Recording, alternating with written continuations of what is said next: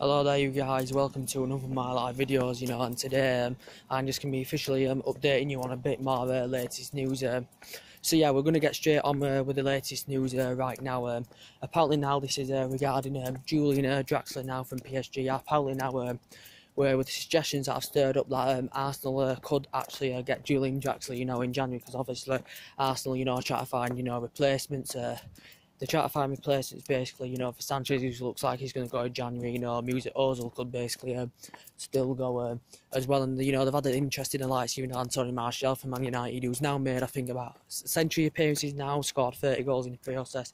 Very, very good under Van Gaal. Wasn't so good last season, but he has stepped to steam up this season as Anthony Martial, and I can't see Mourinho willing to offload Antonio Martial as a part of the process. And they've also, had quite a few other targets. But Julian Draxler has been mentioned now. Apparently that Julian, sorry, you can't even see me, can you? But apparently Julian Draxler now has been mentioned that apparently he has posted an Arsenal shirt now. Apparently it's in a few media outlets on social media. He's posted an Arsenal shirt on social media, with Klasnich's name on the current back of it. And obviously,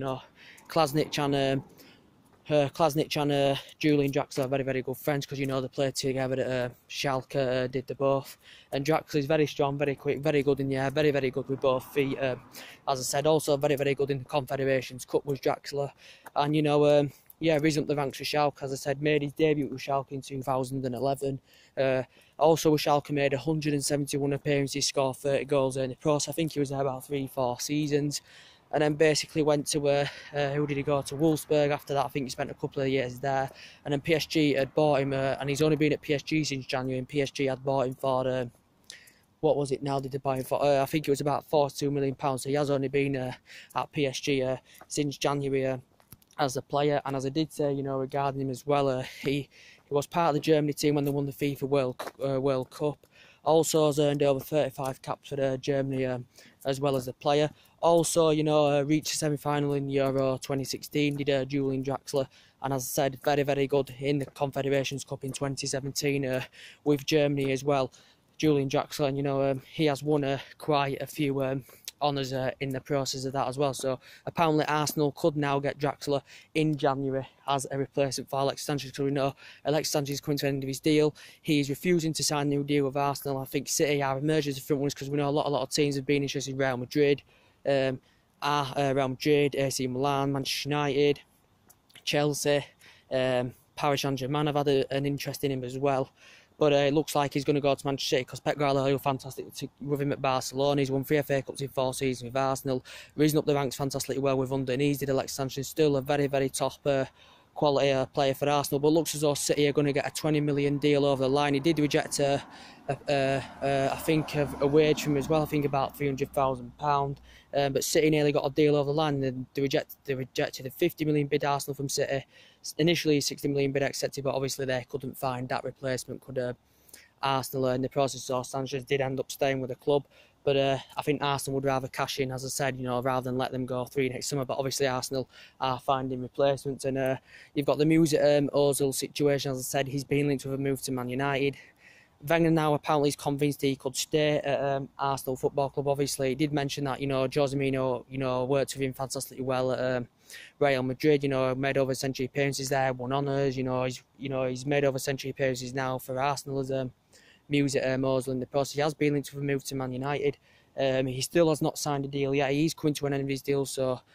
But apparently, he did say the contract talks are stalled between, the club, the player and his representative, so they're nowhere near close to coming to an agreement to keep Ozil. He did turn down £275,000 a week. He's been demanding over £300,000 a week, but no team is actually prepared to pay it. He's a player that's good at creating chances, he's very, very good at providing assists, and was also in Bundesliga for 5 years as well, was Mesut Ozil in the process. But yeah, we will see what happens about that. This main video is actually about Julian Draxler. Arsenal could get the pursuit of Julian Draxler in January, because he's leaked a shirt on social media with Klasnic on the back, because they were fantastic together at Schalke.